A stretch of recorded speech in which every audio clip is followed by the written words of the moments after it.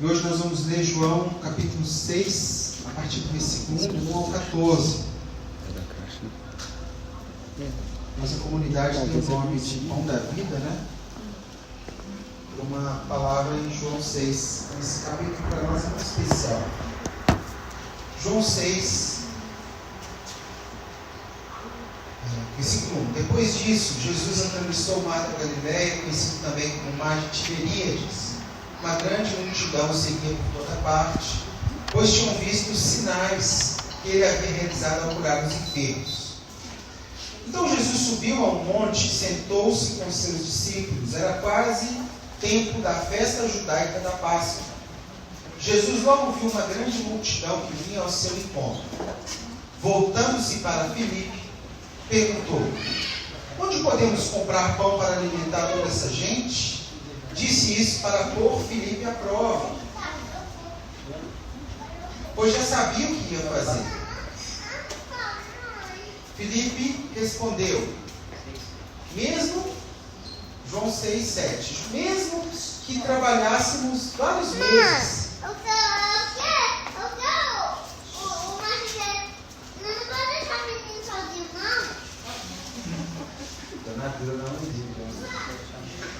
Versículo 7. Filipe respondeu: mesmo que trabalhássemos vários meses, não teríamos dinheiro suficiente para dar alimento a todos.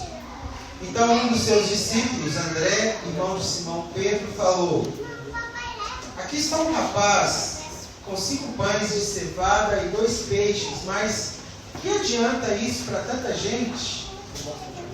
Então Jesus respondeu: digam ao povo que se sente.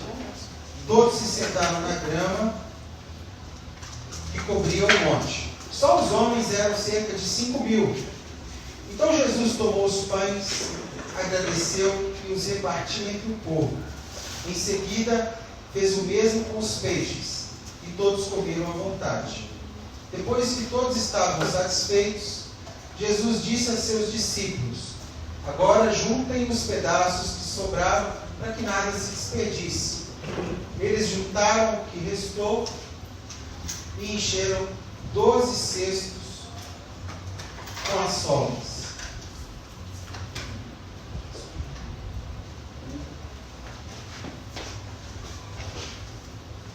Então esse capítulo 6 ele começa com um milagre, né, que é conhecido como multiplicação dos pães. E ele está localizado no Evangelho de João no momento onde Jesus está querendo descansar. Jesus está bem atarefado nesses dias anteriores a João 6, e ele chega para os discípulos e fala assim: olha, vamos dar uma respirada, vamos para um lugar onde a gente consiga arejar um pouco o tempo entre nós. E aí eles pegam um barco e vai pelo mar de Tiberíades, atravessa esse mar da Galileia, para um lugar onde a multidão não chegaria com facilidade. E o que aconteceu é que essa multidão foi atrás. Mesmo tendo que dar uma volta muito longa, né, na geografia, tinha que andar alguns quilômetros, não existia carro, a multidão foi atrás. E Jesus e os discípulos estão com um problema na mão. Não era o programado, então tem um povo com fome, e Jesus não queria perder a oportunidade de ensinar algumas lições a esses discípulos. Mas fato é que eles têm um problema na mão. E problema todo mundo tem. Quem aqui hoje poderia dizer que não tem nenhum problema, se nada para ser resolvido? E se não tiver, eu posso fazer umas prestações, emprestar um pouco. Mas não sei se você já se deparou com desafios que colocam a nossa racionalidade também em xeque. Quando você começa a pensar de forma rápida e começa a não ver saída. Com frequência isso tem se agravado, né, com os nossos desafios contemporâneos. O volume de demandas para resolvermos, o volume de problemas que também conhecemos de nós, né, porque essa pandemia fez com que a gente também olhasse com mais cuidado para dentro e para as relações mais próximas. Não sei se vocês viram os estudos, eu estou falando isso há algum tempo, que o número de divórcios aumentou na pandemia, né? As pessoas não se relacionavam, então, como o relacionamento era pouco, os problemas tecnicamente podiam ser superficializados. Então, problema é uma realidade que nós estamos lidando com ela desde o Éden, desde que Eva resolveu, juntamente com Adão, fazer o que não devia. O problema é uma tônica da vida humana, ou seja, todos nós temos e possivelmente continuaremos a ter até o dia que Jesus vai voltar. O que me desafiou estudando isso para servir vocês foi ver como Jesus conduziu uma vivência no meio dos problemas. E mais ou menos o seguinte, como que o problema não é o problema do Fernando, o problema, entre aspas, o desafio é ver como o Fernando se posiciona na condução até a resolução do problema, se de fato ele será resolvido. Por quê? Porque muita gente ainda tem a ideia fantasiosa de um dia não ter nenhum problema. E o próprio Jesus falou, olha, nesse mundo não tem jeito. Você vai criar aflição. Não fomos projetados, estrategicamente por Deus, o plano era um plano eterno de vida eterna. Com a legalidade da morte, nós estamos sofrendo problemas. E esse problema último, chamado morte, pecado, será resolvido na volta de Jesus. Mas o fato é que o acúmulo de coisas não resolvidas vão gerando janelas na nossa mente e isso vai roubando a nossa força, a nossa saúde também. Há um contínuo desgaste quando você deixa essas janelas de problema abertas na sua mente por um longo período. Então, o assunto não tratado é um assunto a resolver, e assunto a resolver é mais um problema que você ficar continuamente pensando nele. E viver com o mínimo digno de paz incide em tratar problema como problema. Eu estava aqui lavando quinta-feira, e assim, nós estamos nesse processo de mudança há um mês e pouco, de mudança para cá, de casa, reformando o apartamento interior para entregar, e no meio que eu estou lavando aqui aquela poeira, o meu telefone toca e uma pessoa fala assim, não, você pode vir aqui resolver um problema agora, nesse minuto, a gente está aqui, eu estou com fulano e é o único momento que a gente podia. E na minha cabeça assim, eu não tenho obrigação de ir lá agora. Eu posso ir lá depois. E para a pessoa soou como se eu não quisesse resolver o problema. E eu estudando sobre isso, eu falei, eu vou ter que ir lá agora, porque eu não quero ficar fugindo de problema. Quero ir tentar resolver esse problema. E era coisa rápida, senão eu ia explicar isso para a pessoa e falar, menos. Nossa agenda precisa ser encaixada. Mas era um problema de 10 minutos e aí a gente conseguiu resolver. E se eu não tivesse resolvido aquilo, certamente ele continuaria aberto na minha mente para ser resolvido. Jesus pega uma situação de problema para ensinar algumas coisas para esses discípulos. O milagre da multiplicação dos pães, ele é o único, ou um dos únicos, a ser registrado nos 4 evangelhos. Tamanha é a importância do fato, do que aconteceu. E da grande lição que Jesus deu para aqueles homens. E nós estamos diante de um dos problemas mais degradantes do ser humano, que é a fome. Também com a pandemia, o volume da fome foi aumentado. Queria inclusive dar um feedback para vocês que nos ajudaram naquela campanha do meu aniversário, que a gente uniu com um projeto muito maior chamado Unindo Forças. Nossa meta era arrecadar R$1 milhão em 40 dias. O Andrew tinha lá na conta dele sozinho, eu não deixei apertar tudo de uma vez. Eu falei, não, vamos deixar cada um dar um pouquinho. Mas, gente, em 12 dias nós conseguimos R$1 milhão.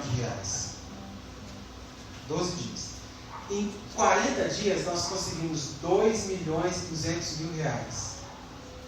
E esses dias falando com a Ju, né, com a Ju Leão, ela falou: David, eu tive um contato com o pessoal que é ligado à ONG do Neymar lá, que eles estão com dificuldade de arrecadação de oferta, e eles arrecadavam tipo 10, 15 milhões por ano. No último ano eles arrecadaram 1 milhão. No ano.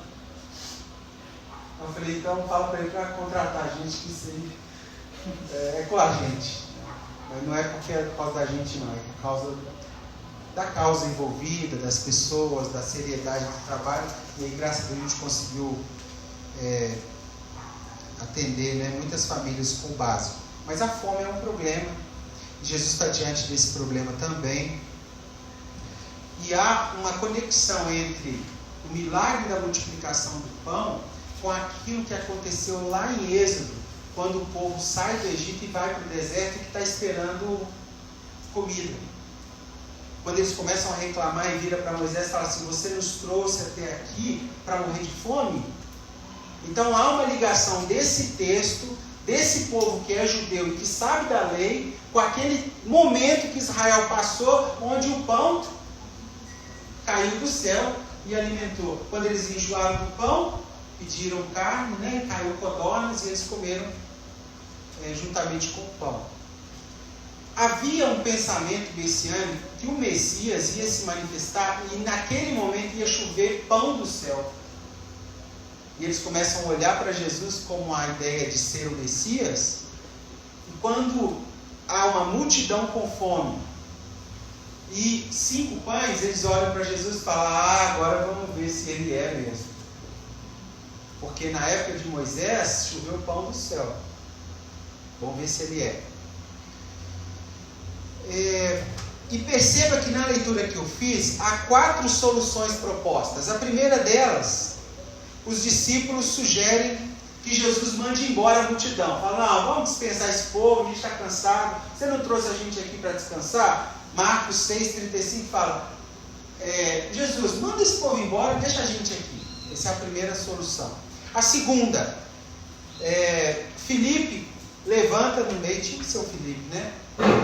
E fala assim: Senhor, nem se a gente tivesse dinheiro suficiente, aonde que a gente compraria pão para 5.000 pessoas, fora crianças e mulheres? A gente precisaria de mais ou menos 200 denários. Denário era um dia de trabalho de cada pessoa. Então a gente precisaria de nós 12 trabalhando 200 dias para ter o recurso. E se achasse uma padaria, alguém para fazer esse pão não seria suficiente ainda para alimentar toda essa multidão. Então Filipe sugere comprar pão, mas não tinha dinheiro suficiente. A terceira sugestão vem de André. André levanta e fala: olha, eu vi um homem no nosso meio que tem 5 pães e 2 peixes. Mas o que é isso perto de uma multidão, né? E a quarta solução é a solução de Jesus, o repartir. A primeira lição que eu tirei para nós pensarmos essa manhã é que a gente não pode ser movido apenas por necessidades. O que me entristece nos primeiros versículos desse capítulo é que essa multidão estava indo atrás de Jesus, não por Jesus ser Jesus, mas pelo Jesus que fazia milagres e dava o pão. Eles não queriam o Jesus, eles não queriam o Jesus dos milagres, eles queriam os milagres de Jesus. Entende isso? E quantas vezes a gente se pega nessa sensação ou nesse sentimento que se a gente estiver com Ele nada vai nos acontecer, e é como se nós entrássemos num estado de eu vou buscar porque se eu buscar eu tenho, como se esse Jesus pudesse ser conduzido por isso ou manipulado por isso. E a pergunta para nós é: o que tem nos levado a nos relacionar com Ele? Necessidade? É o medo de faltar o pão de cada dia? Esse era o sentimento dessa multidão. Não era mais por um relacionamento com o Filho de Deus, mas era para o suprimento, as benesses, sabe isso? O que pode vir de bom, Então a primeira pulsão, a primeira coisa que eu aprendo é: a gente não pode se relacionar com o Filho de Deus, o Deus encarnado, apenas por necessidades. O cansaço físico e emocional desses homens os levaram a esse lugar de tentativa de descanso, né? E é nesse contexto que Jesus vai para um lugar deserto, com o propósito de descansar, porém a multidão não deixa, a multidão desembarca junto com ele, mas o que movia aquela multidão não era fé relacional com Deus, mas era a busca pelo suprimento de necessidades. Jesus tem o pão de cada dia para cada um de nós? Tem. Mas faz sentido buscá-lo só por isso? Em que está fundada a teologia da prosperidade? O contexto de que Jesus pode ser manipulado em seu favor, que Ele pode te dar em troca do que você está indo levar. E quem aqui pode fazer com que Deus mude ou faça algo por você? Por vontade pessoal, por força própria? Ninguém pode. Isso é quase que um relacionamento idólatra. É com os ídolos que a gente faz essas coisas. Aquela ideia do acender 7 velas, que se for 6 não vai funcionar. É mais ou menos a mesma coisa que a gente faz quando a gente se relaciona com Ele, usando o nome de Jesus, e se não usar, não vai funcionar. São relacionamentos que extraem algo de Deus, ao invés de nós nos lançarmos aos pés de Jesus. O problema da gente viver em função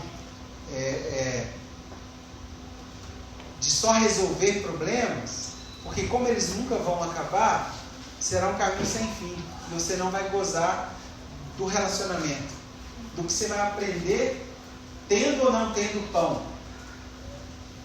Entendeu isso? Não é a Lídia buscando para ter mais pão, mas ela se relacionando no dia que tem pão ou que não tem pão. Um dia a gente estava lá em Citrolândia e viu ele e a Sheila, me lembrei disso. E lá na base que a gente tinha, teve a reunião de manhã, depois nós ficamos para almoçar com os irmãos. E no final, me veio ao coração, no final da reunião, me veio ao coração assim, de chegar para a outra família que tinha lá e falar assim: olha, parece que o Espírito colocou no meu coração, o Espírito Santo, que está faltando comida na sua casa, é isso mesmo? E a pessoa falou: é isso mesmo. E aí eu fiquei indignado, porque era uma pessoa próxima. Eu falei com ela assim: não é possível, até hoje a gente está nesse estágio. Se eu soubesse que já tivesse assim, a gente tinha feito tal. E comecei a reclamar com essa pessoa. E aí ela esperou um pouco, esperou a minha raiva passar e falou assim: deixa eu te falar uma coisa. Uma coisa é comer arroz e ovo com Deus. E outra coisa é comer arroz e ovo sem Deus. A sensação do problema, o problema pode ser o mesmo, mas a sensação de com quem você está no meio daquele furacão muda tudo. E ele me ensinou aquilo naquele dia assim, que não era o fato de não ter mais nada além de arroz e ovo, mas era o fato dele já estar suprido por dentro pelo relacionamento e aprendendo no caminho de resolver aquele problema, que era ter pouco alimento. E muitas vezes a gente foca tanto em resolver o problema e perde esses ensinamentos do processo do problema, entende isso? E isso é mais especial, pessoal. Porque quando Paulo chega naquele estágio de eu sei, tudo posso naquele que me fortalece, não é tudo eu posso ter naquele que me fortalece. É eu posso ter escassez ou ter abundância. Ele foi aprovado no processo do problema, não de não ter mais problema na casa dele. Entende isso? O problema é que muitas vezes a gente procura Deus como última saída, né? O pau quebra, e a gente espera para procurar ele naquele momento que a tampa da panela já está soltando, já soltou, já voou, já melecou a cozinha toda, né? Mas ele deveria ser nossa primeira escolha, não nossa última saída, nossa primeira escolha. E sabe o que é bonito? O bonito é um pai de família tendo só arroz e ovo. Para mim, o arroz e ovo, tranquilo demais. Acontece, não acontece, pessoal? Na minha infância eu lembro que a gente não passava um dia sem comer carne. Hoje é o dia que a gente come carne. No valor que está, não é assim que funciona? Fui lá na casa da Cris esses dias depois do pedal, né? Pedalando. Cheguei lá, meu, carne cozida com legume, arrozinho com alho, feito na hora, assim. Falei, isso aqui é um avivamento. Falei para ela depois, ela me senti amado com aquela carne. Me abençoou do céu. Lá é uma. Você não foi aqui, ó. Nunca me convidou. Nunca, depois que casou. A gente rala tanto, né? Faz casamento. É só cara preta. Vamos lá comer arroz e ovo com Deus. Cara preta. Só cara preta, só tá toda cheia. Angus, né? Esse negócio lá que não sabe nem o nome, nem a raça dos bois. Antigamente você falava carne de primeiro, segundo, terceiro. Hoje tem as raças que você tem que saber do boi. Você quer. Não, carne, meu filho. Carne. Mas o processo, para um pai de família ter só arroz e ovo para os seus filhos, é dolorido. Mas o bonito é quando no dia do arroz e ovo, no processo, ele consegue aprender e ensinar para os seus filhos, e no outro dia ele tem a carnezinha, a mistura, e fala, tá vendo, filho? O nosso pai estava lá no arroz e ovo e está aqui na mistura. Entende que o problema não é o problema de não ter, o problema é o processo, que a gente aprende no processo. E Jesus está olhando para esses caras. Tipo assim, vocês estão querendo andar comigo, eu quero ver até onde vocês estão aprendendo o negócio. Jesus dá um passo para trás e começa a observá-los. E aí vem o primeiro, versículo 5, ele fala o seguinte: Filipe, o que você acha que a gente deve fazer? Aí Filipe responde: onde vai ter padarias com pães suficientes para esse povo todo? Sabe qual que é a segunda coisa que eu aprendo aqui?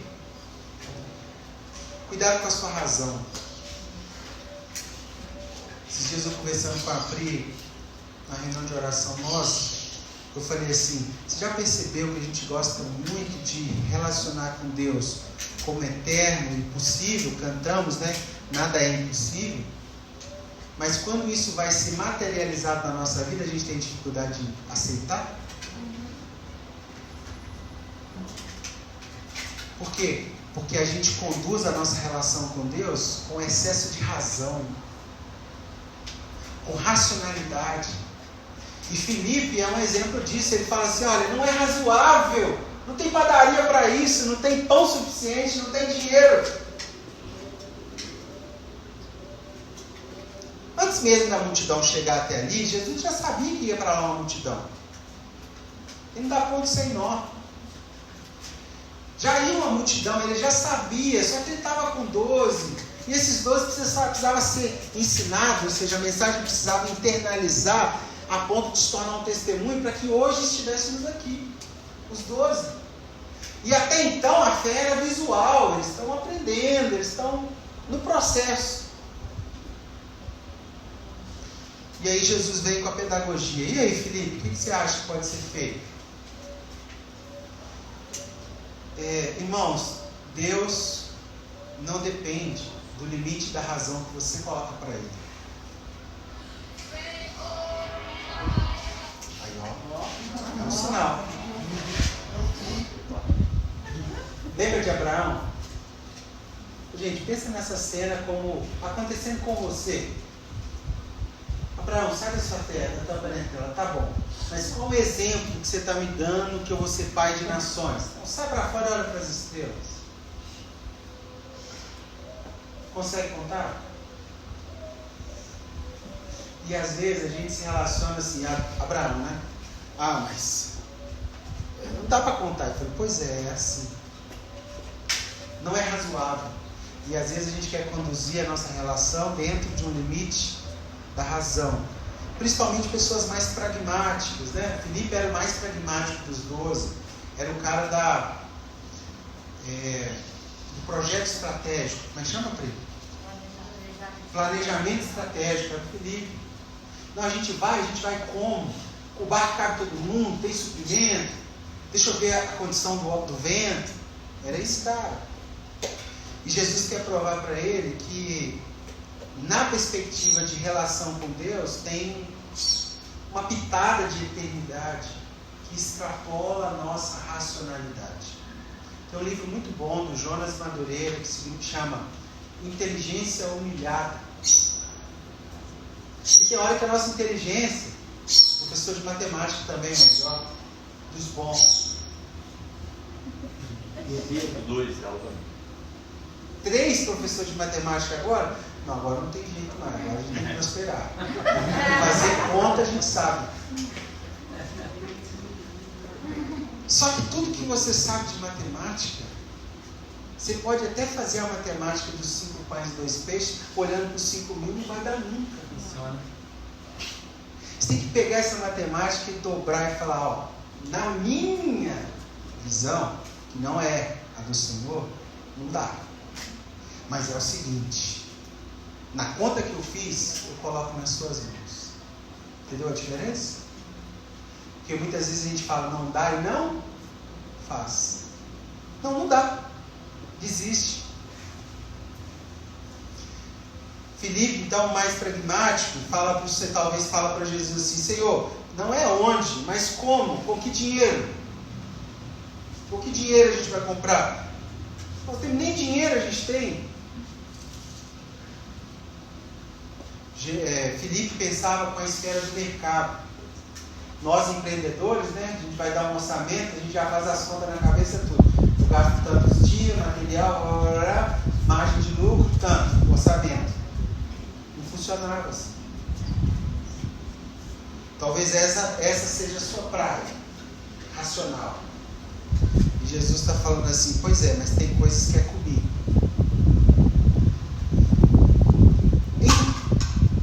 Esses dias alguém chegou para mim e falou assim, pastor, eu estou querendo, eu não estou congregando em lugar nenhum, eu quero dizimar aí na sua igreja para sustentar a obra de Deus. Eu falei, amém, irmão, só que é o seguinte, a obra de Deus, homem nenhum sustenta. Se a obra é de Deus, é Deus que sustenta. O máximo que você pode fazer é pegar esses 5 pães e 2 peixes que você tem e colocar aos pés dele, mas nunca será suficiente para dizer ou não dizer nada a respeito do avanço da obra de Deus, porque é a obra dele. Então fique em paz, ele não precisa de você. O máximo que você pode fazer é utilizar do benefício de colocar na mão dele algo e ele fazer com que aquilo seja um sinal histórico de apoio ao reino de Deus. Ponto. Mas ele não depende de você.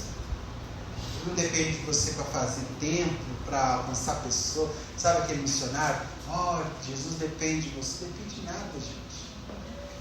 Depende de ninguém. Se ele dependesse, ele estava frito.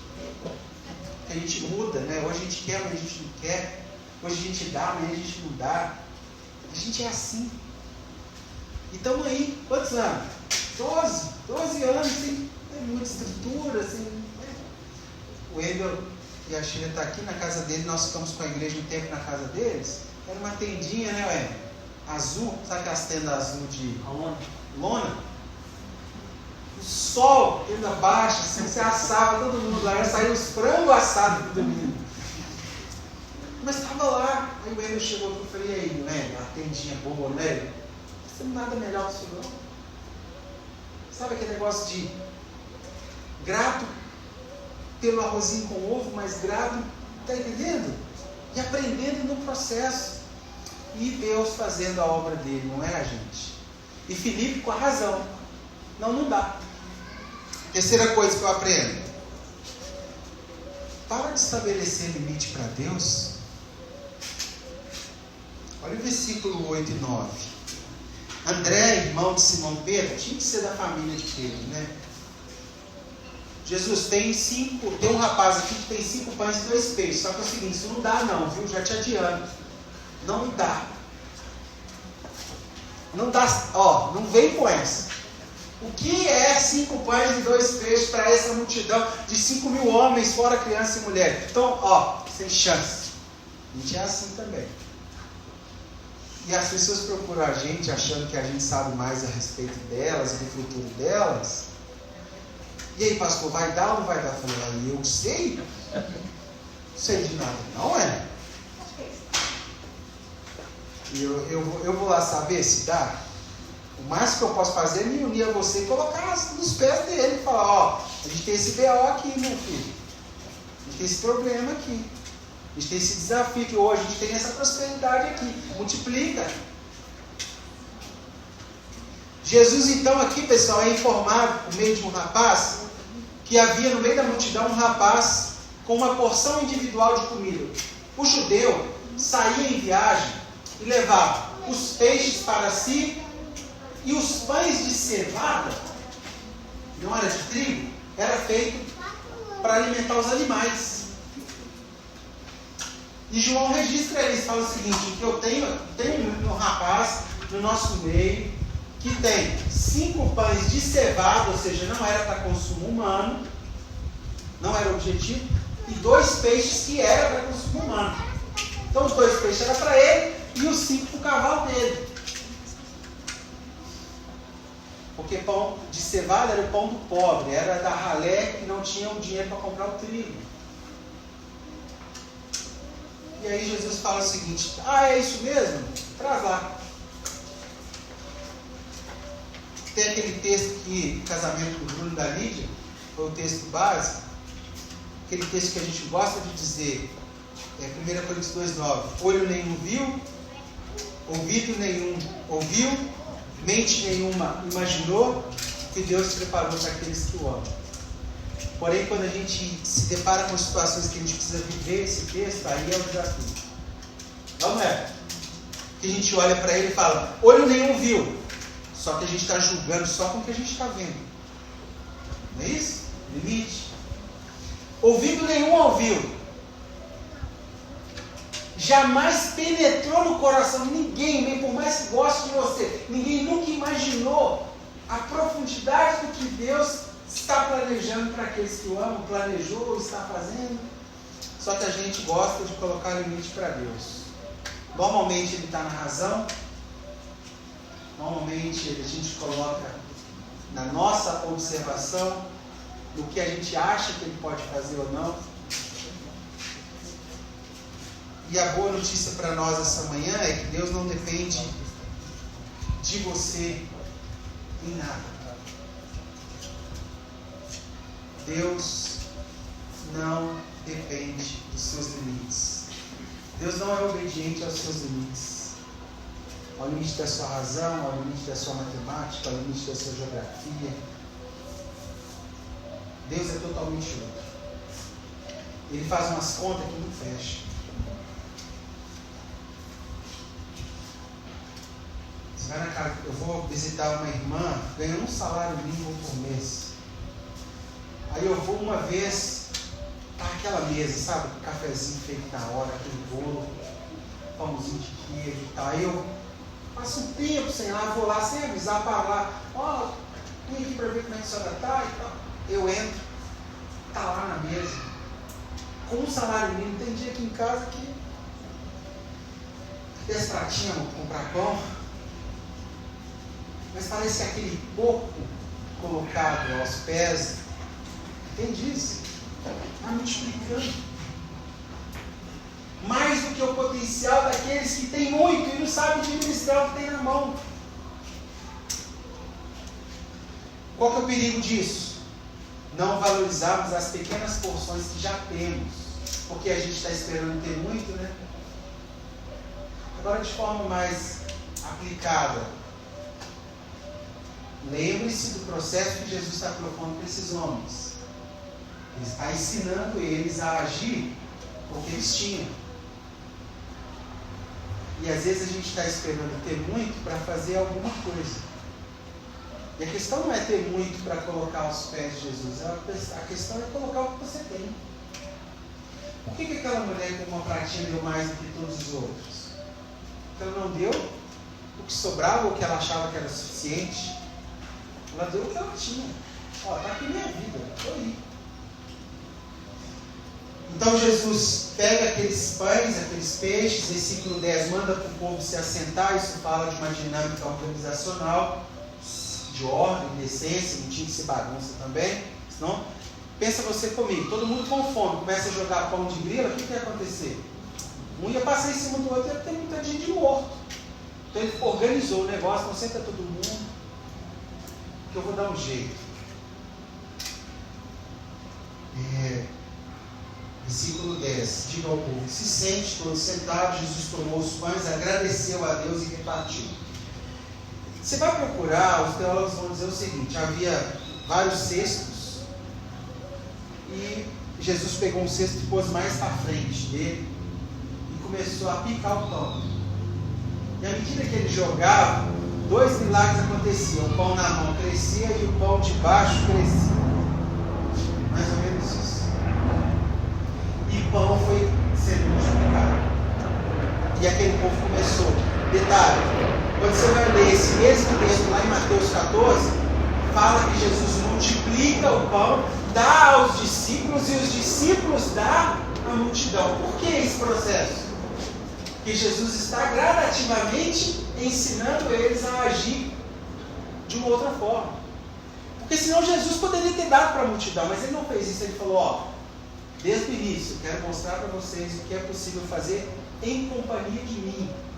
Não é com vocês, mas em companhia de mim. Então Jesus dá aos discípulos, os discípulos dão à multidão. Jesus não ia perder a oportunidade de lapidar esses homens que até então eles tinham bons discursos. Esses homens que tinham visto a mulher do fluxo de sangue ser curada, a sogra de Pedro, Jesus acalmar a multidão, a tempestade. Eles já tinham visto tantos sinais e não tinham força suficiente para ninguém se levantar e falar, por que eu não pego um pão desse, levanto ao céu, oro, reparto e vai ser multiplicado? Por quê? Porque eles ainda se apegavam numa fé racional. Não tinham chegado no ponto, na internalidade do que eles precisavam. Minha pergunta para você é, qual é a porção que ele já te deu? Qual a porção que você já tem? David, mas é pouco. É pouco para quem? É pouco com base em quê? Entende? Qual é a porção que Deus já colocou na sua mão? E o que você tem feito com o pouco que Ele já tem te dado? Porque há um milagre no repartir. Quando reparte, abençoa. Eu nunca esperei ganhar 5 mil reais de presente de aniversário da comunidade, entre meus amigos. Nesse último ano eu ganhei 5 mil reais em prol da campanha. 5 mil reais de dinheiro na altura do campeonato é mais do que eu mereço. Mas como não é meu, é nosso, é compartilhado. O compartilhado multiplica 2 milhões e 200 e alguma coisa. Na altura do campeonato, levantar 2 milhões, mais de 2 milhões e 200 mil reais, é o milagre do compartilhar. De você mostrar para a pessoa que, mesmo ela tendo pouco, o pouco pode ser o necessário do outro. E quando a gente reparte, Deus também multiplica, pode multiplicar aquilo que está ali. O milagre da multiplicação tem a ver com uma matemática do céu, não com a nossa. Só que nós temos o privilégio de ser cooperadores daquilo que Ele está fazendo. Porque foi multiplicado e quem distribuiu para a multidão? Fomos nós, os cooperadores, foram os discípulos. Então, recapitulando, a primeira coisa que eu aprendo é não ser movido por necessidade. Cuidado com isso. A segunda, cuidado com a sua razão, com o excesso de razão. nem sempre ela funciona na matemática de Deus, ou no que Deus te falou, nem sempre funciona. Um dia um irmão bateu o campainha na minha casa, abriu lá, meu carro estava precisando de um pneu, ele abriu e falou assim, ó, Deus me falou para vir aqui te dar uma oferta para comprar pneu para o carro. Eu nunca esperava que na minha matemática que nunca ia funcionar. Então cuidado com a sua razão. Cuidado com os limites que você coloca para Deus agir. Deus não faria isso, né? Deus não restauraria fulano, né? Deus não faria aquilo pela ciclana, né? Cuidado. Ele é totalmente outro. E quarto, nós não temos pão nosso. Meu, nós só temos pão nosso. O pão é nosso, o Pai é nosso, tudo é nosso. Essa é a dinâmica que Jesus estava ensinando os discípulos. E por último, qual que é a maior obra que Ele pode fazer? É te dar pão até o dia que você precisar, pão físico, pão natural? Ou mudar a forma da gente ver a relação com Ele? Olha que boa lição. Versículo 12 conta que todo mundo ficou satisfeito e Jesus falou para eles assim: agora discípulos, pegam os cestos que estão aí e encham com o que sobrou. Quantos discípulos são, pessoal? Quantos cestos foram cheios somente com o que sobrou? Imagina a cara deles. Imagina a cara de Filipe enchendo o cesto dele. Porque Jesus deu um cesto para cada um e falou: vai encher com o que sobra. Imagina o Filipe que olhou para ele e falou assim: nós não vamos ter onde comprar. Enchendo o cesto dele para levar embora, porque como não teve fé suficiente, agora vai ter que carregar aquele cesto até o próximo parada para aprender a não colocar limite para Deus. Entendeu isso? Imagina o André enchendo o cesto, olhando para os outros assim: esse cara é muito doido. O que falou que não tinha dinheiro, enchendo o cesto.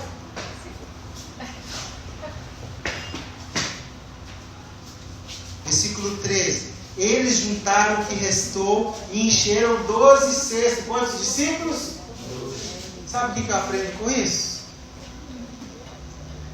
Às vezes a gente não dá valor, mas Deus pode ter nos dado coisas que, se a gente colocar na mão dele, vai abençoar a gente e abençoar aqueles que estão à nossa volta. Ou vai abençoar os que estão à nossa volta e ainda vai nos abençoar. Vocês já repararam que uma vida egoísta empobrece? Vocês já ouviram um cara falando sobre economia? Ele falou que... Bruno falou disso, né?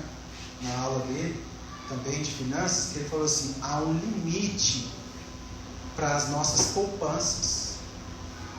Um limite na perspectiva dele. Cuidado, porque pode ser que alguma fração da poupança ou do excesso de poupar seja ausência de compaixão pela necessidade de alguém que está perto de você.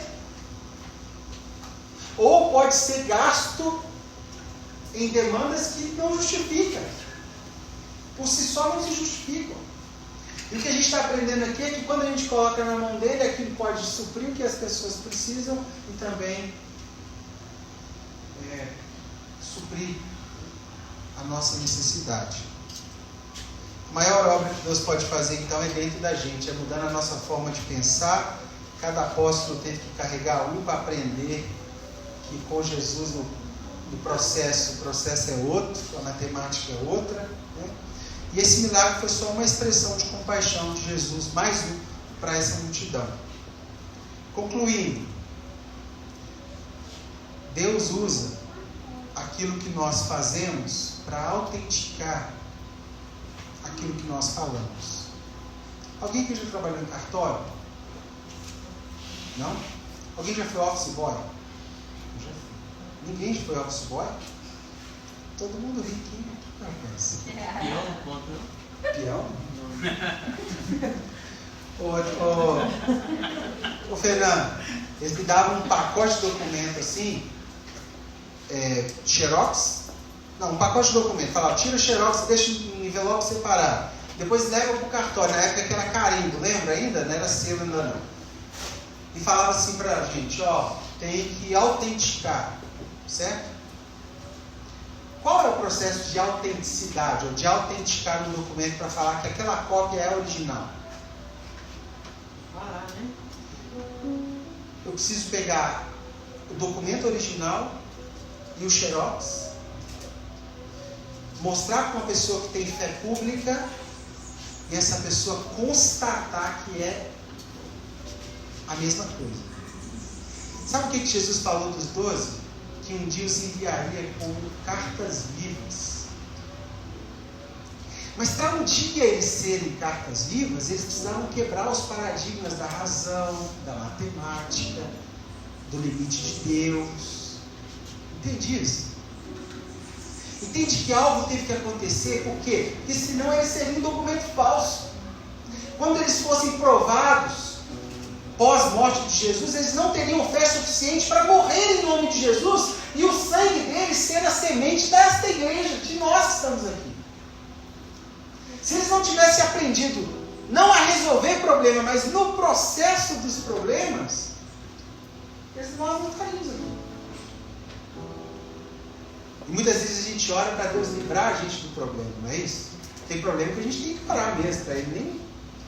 Homens de Belial, por exemplo, aquele menino que entrou na cidade de Saudades matando com a espadinha lá, matando crianças, aquele é demônio, aquele é filhos de Belial, são homens com legalidades, ou pessoas com legalidades, onde o maligno domina a mente, e se ela tiver uma doença ou probabilidade de doença mental, a Rebeca viu a reportagem e falou assim, isso aí é psicopatia, assim, latente, não é possível.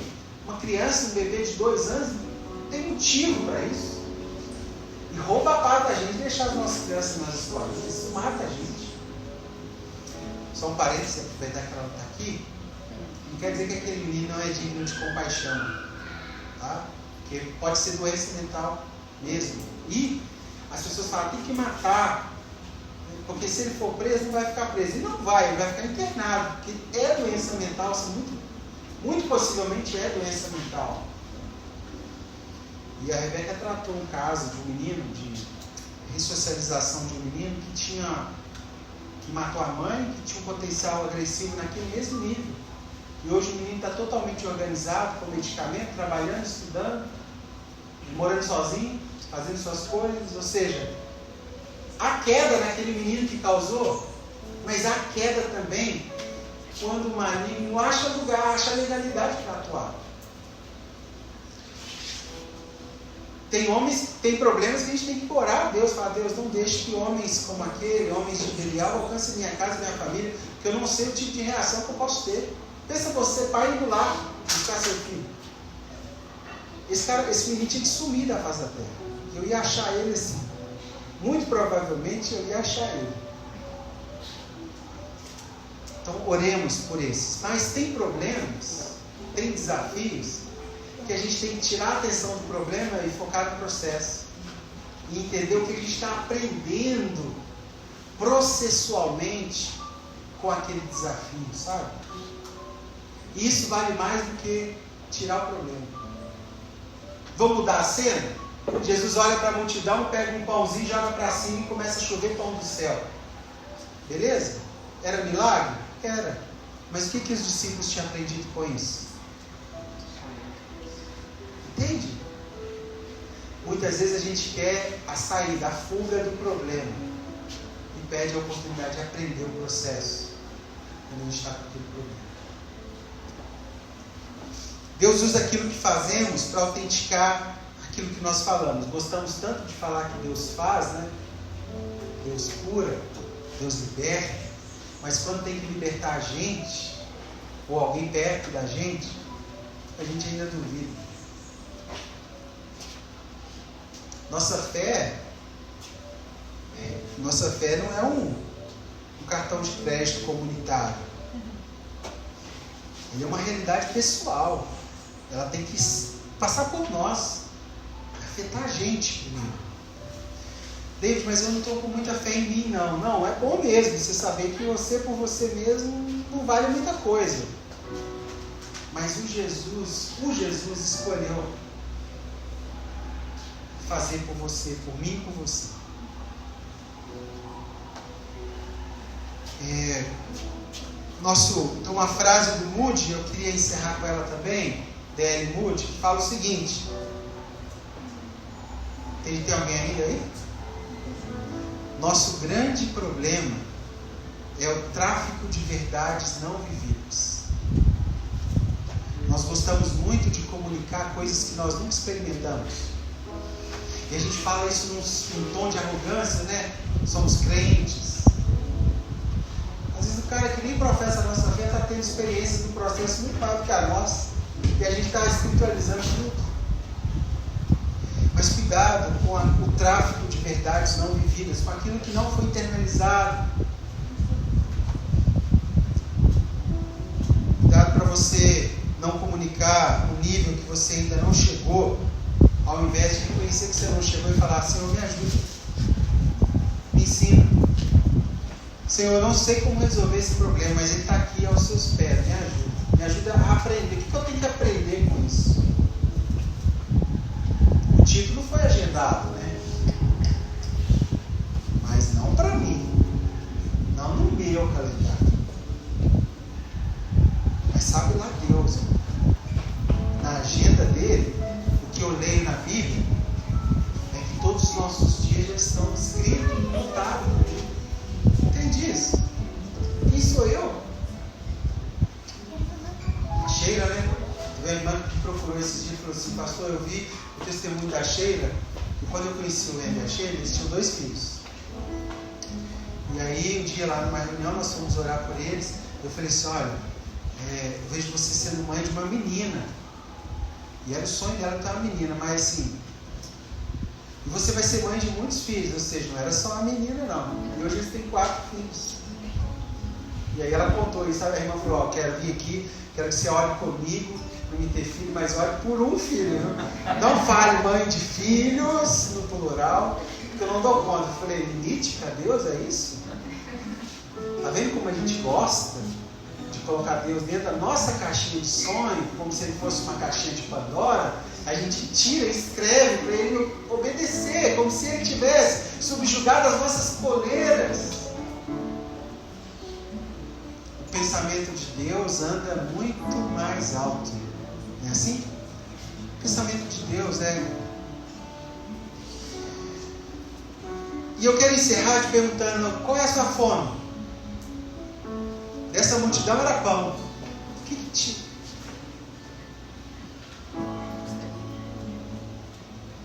Eu sei que nós estamos embalados aqui na intercessão, mas é o seguinte: eu lembrei de uma música da minha época de juventude, dos Titãs. Quem lembra dos Titãs? Você é dessa época? Claro que sou. Estamos juntos, meu amigo. Estamos na mesma década. A música era o seguinte: nessa pergunta que eu estou te fazendo, qual é a tua fome? Tem uma música muito interessante. É assim, ó. Quem já ouviu? Bebida é água. Presta atenção. Comida é pasto. Isso ele está falando numa década onde as pessoas estavam trocando a liberdade por um pedaço de pão. Era uma mensagem sociológica, profética para aquele tempo, mas que está funcionando até hoje. Quantos de nós não somos boiada? Aquela música, boiada eu já fui boi, né? Os políticos nos tratam como boiada também. Mas ele pergunta o seguinte: você tem sede de quê? Você tem fome de quê? Por quê? Porque a gente não quer só comida, a gente quer comida, diversão e arte. A gente não quer só comida, a gente quer saída para qualquer parte. Olha que legal isso. É um cara que as necessidades dele não vai do prato à boca. Estão para além disso. E se a gente se relaciona com Deus por necessidades que vai do prato à boca, é puramente material que a gente precisa. A gente é um idólatra. Jesus é um Papai Noel, Jesus é um cartão de crédito. A música continua: a gente não quer só comida, a gente quer bebida, diversão, balé. A gente não quer só comida, a gente quer a vida como a vida quer. O cara queria viver uma outra perspectiva de vida. A gente não quer só comer, a gente quer comer e quer fazer amor. A gente não quer só comer, a gente quer prazer para aliviar a dor. A gente não quer só dinheiro. A gente quer dinheiro e quer felicidade. O dinheiro não compra, mas ajuda, né, pessoal? Dá um empurrãozinho. Mas coloca a sua expectativa última nele para você que ele faz com você. Te arrebenta. Sabe o que ele faz? Ele te dá tudo e aquele tudo se transforma em nada. Porque se ele não tiver, é como se você não tivesse nada. E chega uma hora que você pode ter coisas em volta de você que você começa a lembrar dos momentos que você tinha a presença dele, mesmo não tendo nada. Você trocaria tudo aquilo por aquilo. Porque a maior obra que ele pode fazer é a obra dentro da gente. É estar dentro de nós, é estar perto, é se sentir que ele está perto. E quando ele está perto, ele mata a fome. Ele sustenta, ele alimenta. Você não é boiado. Você não funciona só para resolver problema. Você não sobrevive, você vive. E essa é a minha oração hoje, sabe? Que a gente aprenda que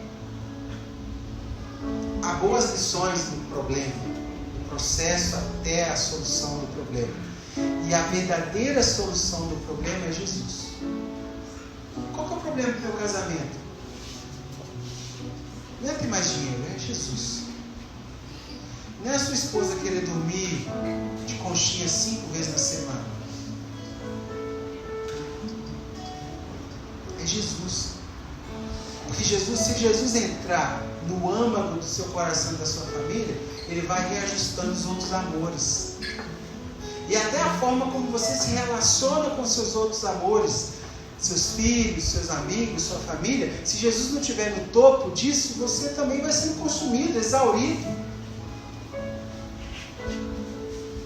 E essa música dos Titãs é uma resposta angustiante, da angústia de um povo com fome, que não tinha encontrado o pão da vida, e nós já encontramos o pão da vida. E eu não sei se você chegou aqui com fome, ou fome de quê? Você tem sede de quê? Mas Jesus tem o pão que mata a fome da vida.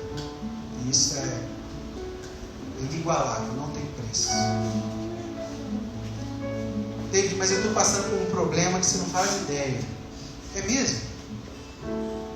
É só isso?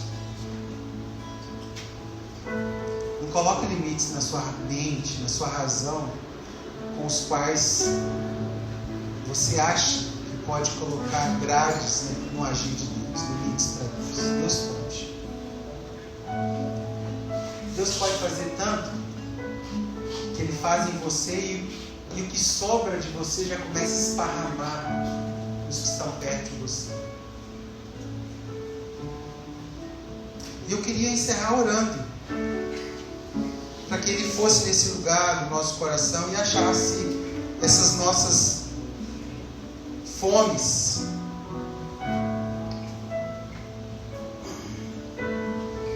Pode ter gente com fome demais por dinheiro, por sexo, por poder, por bebida.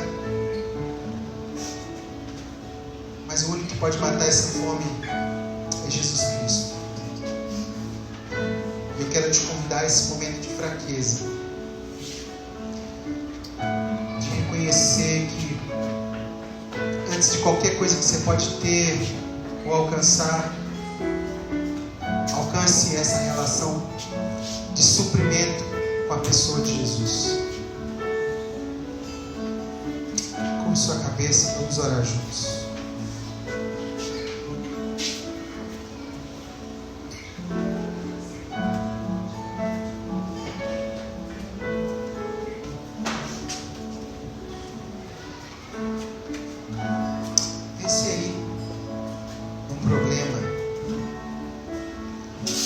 Pense aí em algo que está tirando a sua paz. enquanto essas notas vão sendo tocadas, deixa o Espírito Santo te dar uma nova ótica para resolver esse problema.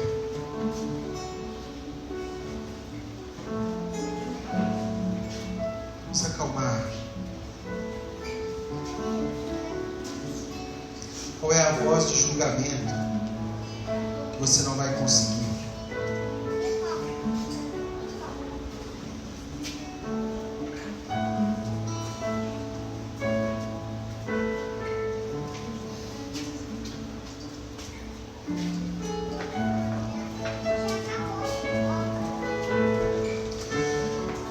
Pai, nós nos dobramos. Pai, nós nos dobramos à sua vontade. Mas em especial a necessidade que temos do teu pão. Desse pão do céu que mata as nossas verdadeiras fomes.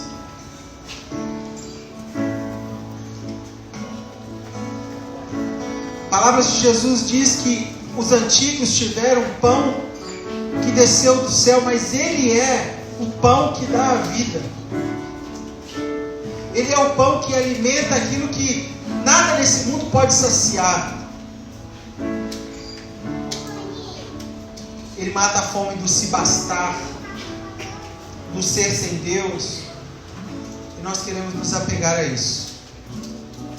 E Pai, em nome de Jesus, eu oro pelos meus irmãos que têm visto grandes problemas, gigantes nas suas frentes, e estão desanimados, feridos, fragilizados.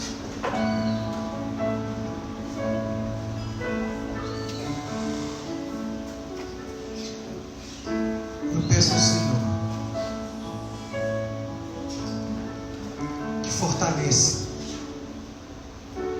dê uma nova perspectiva, dê uma observação do processo de aprendizagem.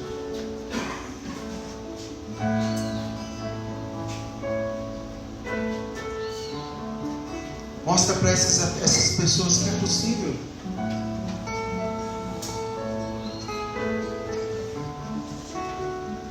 Ô Espírito Santo,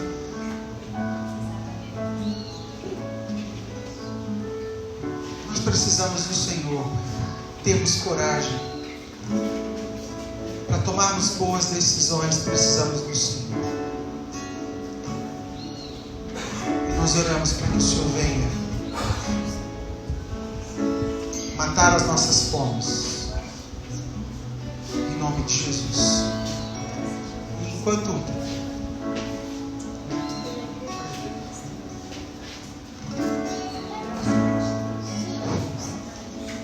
uma vez, apaixonado por Deus sobre o que queria, Salomão disse: quero sabedoria. No livro de Mateus, a palavra de Deus diz: busquem, pois, em primeiro lugar o reino de Deus e as suas justiças, e todas essas coisas lhes serão acrescentadas. Vou compartilhar da minha experiência, contribuir com vocês. Existe uma ordem de execução das coisas e do plano de Deus na nossa vida e através delas. Não adianta nós tentarmos nos colocar antes daquilo que Deus já estabeleceu como ordem. Então, de tudo que você precisa nessa manhã, de tudo que você deseja no seu coração pedir a Deus, lembre-se que em primeiro lugar busque o reino de Deus e a sua justiça. Todas as outras coisas vão ser acrescentadas. Eu falo de uma experiência de anos tentando movimentar uma coisa na força do meu braço. E você anda, corre, caminha e volta e para no mesmo lugar onde você deveria ter começado com: buscar primeiro o reino de Deus e a sua justiça, e todas as outras coisas serão acrescentadas. Amém? Pense nisso na hora de fazer a sua oração. Talvez seja só isso que tenhamos que pedir nessa manhã. Porque quando nós pedimos para que o teu reino venha sobre nós, e nós buscamos as coisas do reino e a sua justiça, a gente não fala mais só, não faz uma oração pensando em nós, mas faz pensando no todo, faz pensando no corpo, faz pensando no que Deus quer fazer através das nossas vidas, porque nós primeiros entendemos: buscar em primeiro lugar o reino de Deus e a sua justiça, e todas as outras coisas nos serão acrescentadas. Amém?